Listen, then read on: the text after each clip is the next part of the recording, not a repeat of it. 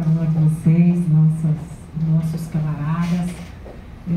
Quero destacar, né, esse dispositivo de honra aqui de mulheres, né, camaradas, que jogam um papel relevante na cena política aqui do Espírito Santo, dizendo a minha alegria de poder fazer esse bate-papo com vocês.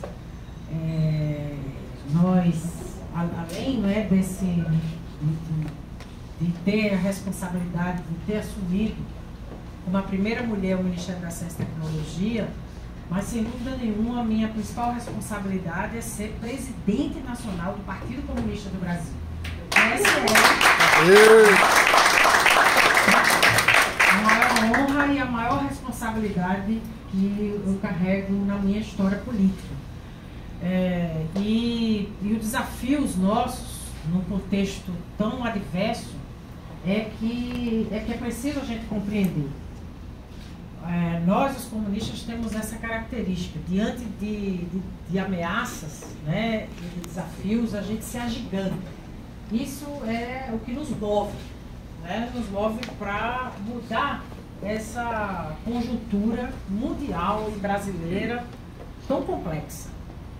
Então, eu vou procurar ser o mais sintética possível para poder falar um pouco exatamente desse contexto. Vocês sabem que nós tivemos essa vitória espetacular, que é uma vitória do povo brasileiro, que foi a terceira vitória do presidente Lula em outubro, né, do ano de 2022. E aquilo significou uma virada de página aqui no país, de um retrocesso inimaginável, que foi a vitória da extrema-direita no Brasil, e ainda mais na figura, né, de Bolsonaro.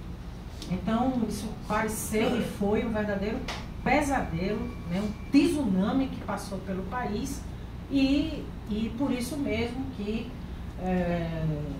o mantra, né, do presidente Lula, que o Brasil voltou, estamos no processo de reconstrução e união, e precisamos enfrentar com muita força essa correlação de forças que, em que pese nós termos ganho as eleições, ainda permanece as dificuldades que nós compreendemos e vemos, né, e saltam aos olhos, de a gente virar uma conjuntura para um pensamento de extrema-direita e conservador que ainda toma conta do Brasil. E entender que esse não é apenas um fenômeno brasileiro, esse é um fenômeno no mundo todo. Se a gente olha para a América Latina, o ciclo político de Lula lá atrás, nós tínhamos Hugo Chávez, nós tínhamos Michelle Bachelet, nós tínhamos Evo Morales, né? Nós tínhamos um contexto na Argentina, o Néstor Kirchner, era um contexto completamente diferente do que nós temos hoje. Acabamos de ver a vitória da extrema-direita com o Milei na Argentina, né? Nós temos situações muito difíceis na manutenção dos nossos governos progressistas na Venezuela, o bloqueio norte-americano criminoso contra Cuba, ele ganha cada vez mais proporções terríveis. Hoje, o governo cubano é acusado pelos norte-americanos como um governo terrorista, e isso amplifica o bloqueio econômico ao país. E quando a gente olha os ventos da Europa, é a mesma coisa. Acaba de ganhar o Chega, né, em Portugal, com uma votação muito expressiva. Na França, nós tivemos a vitória de Macron, mas foi uma vitória ameaçada. Nós sabemos que é um governo de centro-esquerda, mas a gente teve que lutar, né, para que a gente não tivesse uma solução ainda mais à direita na França. Quando a gente olha, portanto, esse quadro geral de adversidade, né, nos países europeus, na América Latina, a gente vê que esse fenômeno não é isolado e nós precisamos compreender. Desde a crise, da última crise, né, que é estrutural do capitalismo, que se deu em 2008 e 2009, nós vimos essa base que explica, né, o rebatimento na política desse fenômeno de extrema-direita. Nós tivemos sequer, né, as alternativas no plano da política se dão pelo chamado estado de bem-estar social. as próprias classes dominantes se dividiram entre essas forças chamadas do Estado de Bem-Estar Social e as forças de extrema-direita. E o remédio que eles estão dando para essa instabilidade estrutural do capitalismo, das crises cíclicas que são próprias do regime capitalista, foi mais ultraliberalismo, né? Mais liberalismo como um verdadeiro veneno contra o interesse das nações e dos povos. Então, para poder ter mais liberalismo, né, tem que ter autoritarismo, porque não é possível nenhuma nação suportar o ultraliberalismo. Necessariamente ele precisa do autoritarismo para impor uma agenda ultraliberal nos países em toda parte do planeta. E nós fomos vendo, né, um monte de fenômenos que a partir daí foi aparecendo dessas forças, e também de como se dá hoje a luta das ideias, que são aspectos que vão desenhando um cenário muito, muito adverso no mundo. Nós sabemos que desde que teve o fim do campo, né, do socialismo, com o fim ali da antiga União Soviética, nós entramos naquilo que a gente chamou e caracterizou naquela época de defensiva estratégica. Essa defensiva estratégica, que é a defensiva no que diz respeito à nossa perspectiva, a perspectiva do socialismo, ela recrudesceu com a crise própria estrutural do capitalismo e com o rebatimento na política da ascensão de forças de extrema-direita. E é esse o estado de coisas que a gente vive, esse é o estado da arte. Um processo de uma grande defensiva ainda estratégica que recrudesceu, e no plano da política nós também tivemos um retrocesso em toda parte do mundo. O Brasil recuperou isso quando ganhou as eleições no ano retrasado, mas permanece uma outra variável da luta de ideias numa outra dimensão, camaradas, que também nós precisamos compreender. O que está acontecendo hoje no Brasil com Elon Musk, né, com que ele comprou o Twitter, né, o X, é a ponta do iceberg desse fenômeno. Acho que alguns de vocês, eu dou essa sugestão, né, dos camaradas que ainda não leram, vale a pena ler. Tem um livro, né, que é o Engenheiro do Caos, que é de um italiano, que retrata esse fenômeno dessa sofisticada manipulação de ideias que ocorre no mundo. E o mais recente, que é o que eu estou lendo agora, por exemplo, é o de Eugênio Mozorov, que é um bielorrusso, que trata das Big Techs, que trata da ascensão dos dados e a morte da política. Que retrata que essa luta de ideias, ela ganhou uma centralidade muito grande, porque a manipulação das ideias com deepfakes, né, com fake news, com discurso direcionado, ela tem um poder, né, de fogo gigantesco. Os fenômenos que aconteceram no Brexit, né, no Reino Unido, nos movimentos 5 estrelas da Itália, a própria eleição de Trump, a própria vitória de Bolsonaro em 2018, revelou esse fenômeno. O que é que existe desse elo, desses fatos aqui que eu vou relacionar? O Steven Bannon participou através daquela empresa Geometric Analytics desse fenômeno de manipulação, porque ele é sofisticado, ele é direcionado, ele vai para o zap da pessoa de acordo com o perfil da pessoa, com neurocientistas, com algoritmos de físicos e matemáticos, numa grande orquestração de donos dos meios de comunicação que ganharam a escala global. Quando eu me lembro bem que a gente lutava contra o monopólio das comunicações no Brasil, que está previsto na Constituição de 88, que a comunicação pública ela tem que ser privada, estatal e pública. E nós lutávamos para regulamentar a própria Constituição de 88 para possibilitar uma sociedade mais democrática, que você não tivesse dono do meio de comunicação na mão de 9 famílias no Brasil, que dita tudo que a gente lê ou viver, na mão de 9 famílias. Esse fenômeno agora virou escala global. Não são mais 9 famílias. São os caras, tipo o Elon Musk, do Twitter, o dono do Facebook, o dono do... que vão manipulando em escala global. Um só domina os três. Né? Um só. Facebook, Instagram, É o meta, né? O metaverso. domina três. Então isso ganhou uma escala global. Então os caras desafiam as nações. Diz assim, não, eu vou ameaçar a democracia como se eles fossem dono do mundo. É por isso que nós temos que reagir à altura. Nós estamos no Congresso Nacional. Orlando Silva, que é o nosso camarada deputado, era o relator dessa matéria. Né? Eles acabaram, e a gente já fez até uma nota pública, né, para poder contestar esse tipo de coisa há 4 anos, para ele tomar conta dessa relatoria no que diz respeito à regulamentação das Big Techs, porque elas têm que ter responsabilidade nas mentiras, nos fake news e na difusão criminosa de todo tipo de afirmação, né, que a gente vive no mundo, e nós temos que dar prioridade a isso, porque nós vamos ficar com a sensação de que estamos enxugando gelo. Porque o que acontece, basta olhar o que está acontecendo nos Estados Unidos com a eleição de Trump e com o Biden. Nos Estados Unidos, os indicadores econômicos norte-americanos, sob o comando de Biden, diminuiu o desemprego, aumentou o crescimento, e, no entanto, o Trump lidera as pesquisas de opinião pública.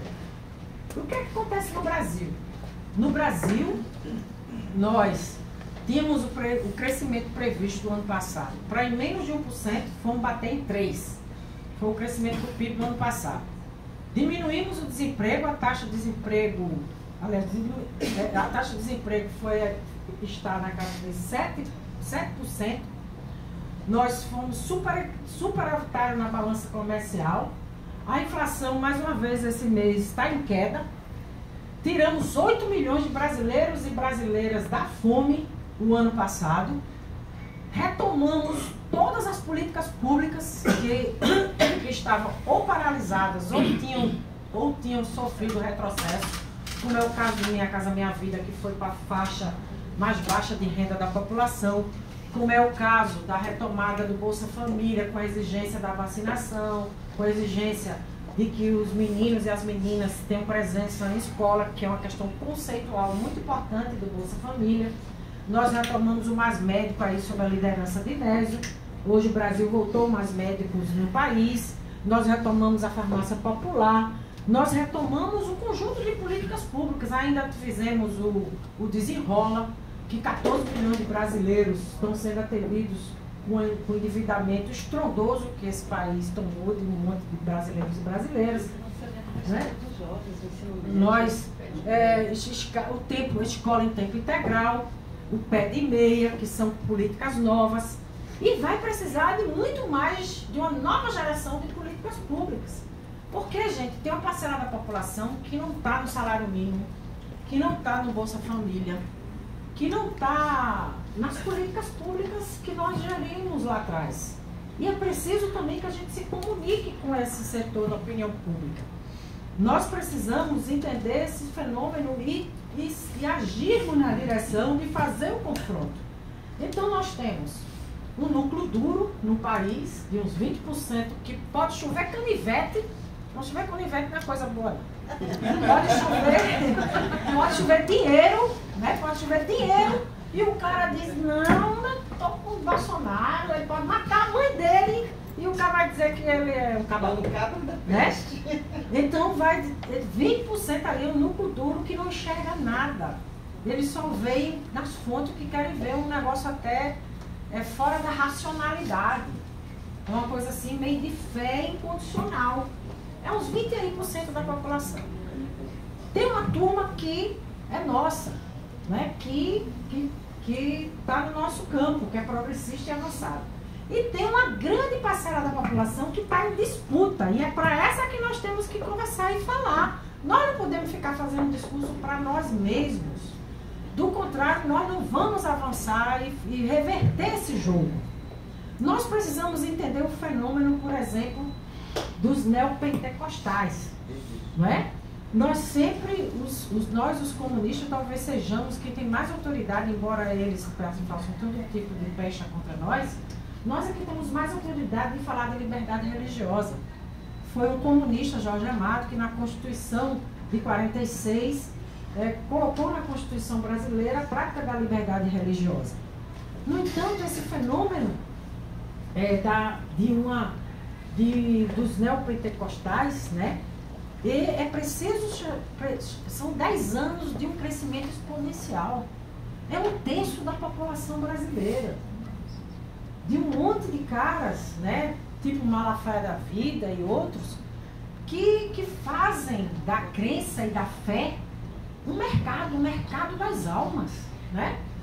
E fazem negócios em nome de Deus. É o que nós estamos vendo no fenômeno da ascensão gigantesca no Brasil e que é preciso dar conta.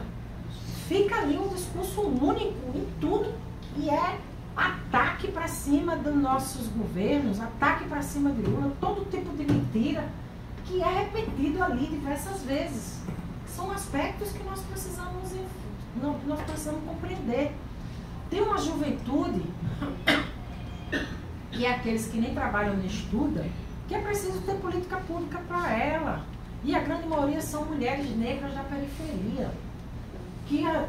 As mulheres são 40% da população economicamente ativa e elas são boa parte do chefe de família no Brasil. Muitas nossas mulheres, a primeira filha que tem o mínimo de condição de ficar em casa, ela fica em casa para cuidar dos idosos e dos irmãos mais novos para que a mulher possa trabalhar, para que ela possa sustentar a família. Esse é um fenômeno, dessa população que não trabalha nem estuda, 68% são meninas negras da periferia do nosso país. Nós precisamos de política pública para responder a esses setores sociais. E exatamente uma parcela dessa juventude que foi contaminada por essa ideologia do empreendedorismo, que é outro setor que tem muita resistência aos nossos governos, porque ela não se enxerga nessas políticas públicas. E nós precisamos responder com a nova geração de políticas públicas, com o enfrentamento desse tipo de monopólio da comunicação que se dá pelas big techs, porque do contrário, nós vamos lutar, e a gente não pode morrer na praia. O que nós estamos fazendo não é qualquer coisa. Nós estamos retomando o crescimento desse país, nós estamos criando um novo projeto nacional de desenvolvimento, quer dizer, um novo projeto ainda não, mas nós estamos criando uma nova agenda da nova indústria brasileira, com desafios e missões claras, para poder colocar o país em outro patamar de desenvolvimento, para nos inserir nas cadeias mais dinâmicas da economia. É lá que está ali a agenda da bioeconomia, a agenda da transição energética, a agenda da transformação digital, a agenda da mecanização da agricultura familiar, né, para que ela possa ser mais produtiva e possa garantir mais desenvolvimento. É lá que também tem as metas para a gente mudar o nosso parque industrial, os nossos equipamentos, que 60% deles são obsoletos do nosso parque, do que quem tem indústria no Brasil. E nós estamos ali com visão certeira. Nós precisamos reindustrializar o Brasil para gerar emprego e renda de qualidade, né, em outro patamar. Nós precisamos fazer um grande processo de inclusão digital no nosso país. Hoje, a transformação digital vai criar uma desigualdade ainda mais abissal. Nós precisamos fazer do letramento digital a inteligência artificial, que vai mudar o modo de produção desse país. A grande revolução industrial tem como sustentar, usar a transformação digital, porque ela vai, aliás, já está na inteligência artificial, na prática ela vai ter e já está tendo resultados extraordinários na saúde, principalmente de uso na saúde privada, na agricultura, né, e vai impactar fortemente no modo de produção do país. E nós precisamos acompanhar, porque do contrário, vai ter mais desigualdade social de classe, mais desigualdade regional e desigualdade entre os países. Nós vamos continuar sendo um país dependente, como nós fomos. Todo mundo viu o quanto é nefasta a dependência. Falei isso hoje de manhã. Basta ver o que aconteceu na Covid. Nós dependemos dos insumos farmacêuticos ativos chineses. O mundo todo dependeu. A gente conseguiu fazer a Coronavac com o Butantan, a AstraZeneca com a Fiocruz, um chinês e o outro do Oxford. E, no entanto, nós não tínhamos insumo farmacêutico ativo. Aliás, nós não tínhamos nem máscara, nem respirador, que não tem nem grande complexidade tecnológica. E a dependência. A Ucrânia agora em guerra, a dependência de fertilizantes, a dependência de semicondutores. Uma situação extrema, como está acontecendo em Taiwan com os abalos sísmicos, pode comprometer a indústria de semicondutores, que é global e concentrada numa determinada região. Então, está havendo uma grande mudança, um mundo em transição, de múltipla crise, e que vai reorganizar as cadeias produtivas, globais e nacionais. Então, o discurso que nós, os comunistas, sempre fizemos, da defesa nacional, da soberania do Estado Nacional como sendo um pilar de um projeto de perspectiva nacional, ela está, mais do que nunca, ela é contemporânea, ela é atual e ela é necessária. O mundo está rediscutindo as suas cadeias globais de produção. E nós não podemos ficar para trás. E é nessa direção que o presidente tem caminhado. Uma das políticas públicas mais avançadas do ciclo político anterior de Lula e Dilma foi a política externa. E continua sendo. É uma política altiva e ativa. O presidente Lula está conduzindo o país para uma reinserção internacional, procurando exatamente reaglutinar a América Latina, reaglutinar o Sul global. Nós estamos dirigindo o G20 esse ano com uma agenda clara para poder enfrentar a assimetria regional, e é por aí que a gente tem que se agarrar. Nós temos que nos agarrar nessa grande ofensiva da reinserção do Brasil, nós temos que nos agarrar na nova indústria Brasil, na retomada das políticas públicas, no PAC, que é o Plano de Aceleração do Crescimento. Essas são as políticas que nós temos que nos agarrar e fazer o confronto da luta de ideias, camaradas. Porque se a gente não fizer isso, com todos esses avanços, eles podem ficar totalmente... existir essa cortina de fumaça que as redes sociais têm feito, têm agido de maneira nefasta no que diz respeito à população alcançar essas medidas. É claro que muitas coisas são objetivas. O povo vai sentir o emprego, o povo vai sentir a inflação em queda, o povo vai sentir a política pública. É claro que tem coisas objetivas que vão crescer, né? Que vão se apresentar com mais força. Muitas dessas políticas públicas ainda não impactaram na vida do povo, porque elas demoram um pouco para impactar. Só a nova indústria não vai ser no estalo de dedos que vai chegar a nova indústria. Ela precisa de um processo de maturação. Mas nós precisamos ficar atentos, não podemos baixar a guarda. Tem que ter uma estratégia de comunicação à altura do que nós estamos vivendo hoje no mundo. E tem que nos agarrar naquilo que sempre foi uma lei para um militante comunista, que é estudar, que é compreender o fenômeno, que é militar e quer lutar. Não dá para a extrema-direita ocupar ruas em vez de ser nós. Nós que somos sempre aqueles da praça, da rua. E nós precisamos ter esse espírito. Já dizia João Amazonas que o nosso verbo é lutar. E é esse espírito que deve nos mover. Nós temos que barrar a direita desse país. E nós vamos derrotar mais uma vez, se depender da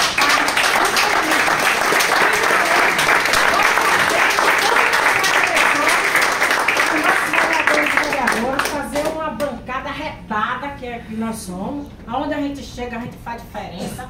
A gente faz acontecer. Nós só somos 7 lá no Congresso Nacional, mas parece que a gente é um bocado daqueles ali. Não é? Nós estamos em tudo que é lugar. Todo debate importante está lá um valente da gente.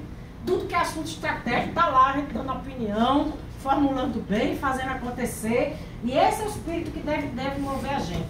Nós vamos nos espalhar. Vamos entrar em tudo que é Câmara de Vereadores para fazer a defesa da nossa perspectiva, para defender o socialismo, para defender o êxito do governo Lula e para dizer que a gente veio para derrotar a extrema-direita, porque esse Brasil não suporta o ultraliberalismo.